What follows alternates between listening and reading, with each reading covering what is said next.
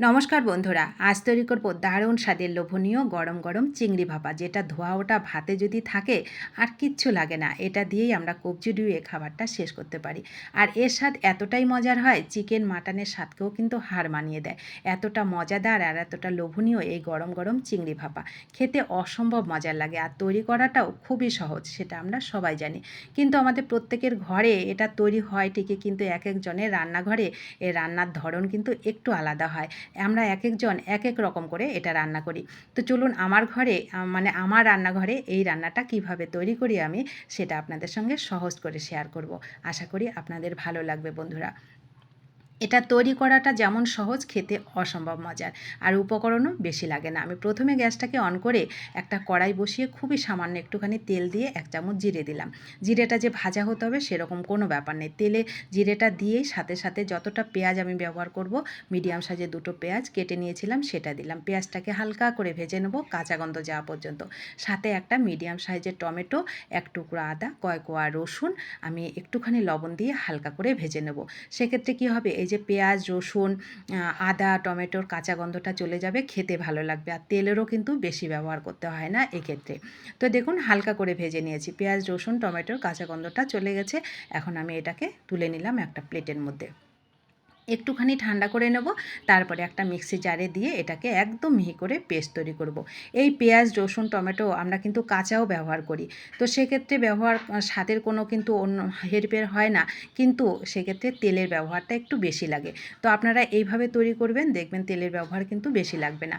আমি 3-4টে কাজু বাদাম দিলাম, একটুখানি জল দিলাম, আর 1 চামচ লাল লঙ্কার গুঁড়ো দিলাম। এক্ষেত্রে কালারটাও সুন্দর হবে, আবার ঝালটা আপনারা যতটা খাবেন সেভাবে দেবেন। তো আমি কাঁচা লঙ্কাটা আগে দিইনি, কাঁচা লঙ্কাটা আমি পরে ব্যবহার করব। একটুখানি জল দিয়ে দেখুন একদম মিহি করে থকথকে করে আমি পেস্টটা তৈরি করে নিয়েছি। মশলাটা আমার রেডি। কালারের জন্য একটুখানি হলুদ এখানে দিলাম, 2 চামচ মতন সর্ষের তেল দিলাম। আপনারা চাইলে তেলটা আরও বেশিও ব্যবহার করতে পারেন। আমি তেলটা কম করে দেবো বলে মশলাটাকে ভেজে দিয়েছি। সেক্ষেত্রে তেলের ব্যবহার কম করলেও কিন্তু স্বাদের কোনো রকম হেরফের হয় না। তো একটুখানি লবণ লাগতো সেটা দিলাম, আর হচ্ছে স্বাদের ব্যালেন্সের জন্য একটুখানি চিনি দিলাম। আপনারা চিনি খেলে দেবেন, নয়তো স্কিপ করবেন। তো দেখুন সুন্দর করে মশলাটাকে আমি মেখে নিয়েছি একটা চামচ দিয়ে। যে টিফিন বক্সে করব সেই টিফিন বক্সের মধ্যে একবারে নিয়ে নিয়েছি। মাঝখানটা একটু গর্ত করে নিলাম, আর যে চিংড়ি মাছগুলো আমি ব্যবহার করব সেটা আগের থেকেই আমি ভালো করে ধুয়ে একটুখানি লবণ, হলুদ আর হচ্ছে একটু লেবুর রস দিয়ে ভালো করে মেখে নিয়েছিলাম। এটা আমি 10 মিনিট আগেই রেডি করে রেখেছি। একটু লেবুর রস দিয়ে মেখে দিলে কি হয়, চিংড়ি মাছের যে একটা গন্ধ থাকে সেটা কিন্তু থাকে না, সেক্ষেত্রে খেতে বেশ ভালো লাগে। তো সুন্দর করে আমি মাঝখানটায় দিয়ে দিলাম, সাইড থেকে একটু মশলাগুলোকে এর মধ্যে আমি দিয়ে দেবো উপর দিয়ে। এক্ষেত্রে আপনারা আরও 2 চামচ কিন্তু তেলের ব্যবহার করতে পারেন। তো তেলটা দিলে খেতে ভালো লাগে, কিন্তু যে পেটটা যে সহ্য করতে পারে না, আমাদের শরীরটাও কিন্তু ভালো থাকে না বেশি তেল খেলে। যার জন্য এখন যা সময় হয়েছে তেল মশলা একটু কম খাওয়াই ভালো। সেক্ষেত্রে একটু তেল একটু কম দিলেও কিন্তু কোনো রকম অসুবিধা হয় না। তো দেখুন আমি আর তেলটা উপর থেকে আর বেশি দিলাম না। যেমন কাঁচা লঙ্কা খাবো, মানে ঝাল খাবো, সেরকম কয়েকটা কাঁচা লঙ্কা উপর থেকে চিড়ে দিলাম। আর খুব সামান্য, যেহেতু তেলের ব্যবহার আমি বেশি করিনি, যার জন্য খুবই সামান্য 1/2 চামচ মতন জল দিলাম, আর হচ্ছে 1/2 চামচ তেল দিলাম।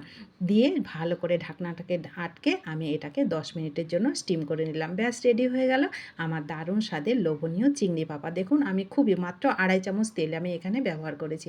দেখুন কত সুন্দর চিংড়ি ভাপা রেডি হয়ে গেল। এতে কিন্তু স্বাদের এতটাই মজার হয়, আপনারা না খেলে বুঝতে পারবেন না। আপনাদের হাতের কাছে যদি বন্ধুরা একটু ধনেপাতা থাকে, অবশ্যই উপর দিয়ে একটু ছড়িয়ে দিয়ে তারপরে এটাকে স্টিম করবেন। সেক্ষেত্রে স্বাদটা আরও সুন্দর হবে, আর খুব সুন্দর একটা ফ্লেভার হবে। আর এখনও কিন্তু অনেক সুন্দর একটা ফ্লেভার বেরিয়েছে, যেটা আপনাদেরকে বোঝাতে পারছি না যতক্ষণ না আপনারা তৈরি করে খাবেন।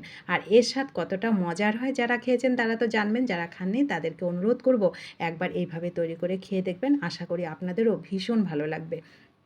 তো কেমন লাগলো এই ছোট্ট সহজ রেসিপিটা, অবশ্যই কমেন্ট করে জানাবেন। ভালো লাগলে লাইক, শেয়ার, সাবস্ক্রাইব করে আমার পাশে থাকবেন। যারা পাশে আছেন তাদেরকে আমার অসংখ্য অসংখ্য ধন্যবাদ ও ভালোবাসা। সকলে ভালো থাকুন, সুস্থ থাকুন এবং আনন্দে থাকুন। ধন্যবাদ।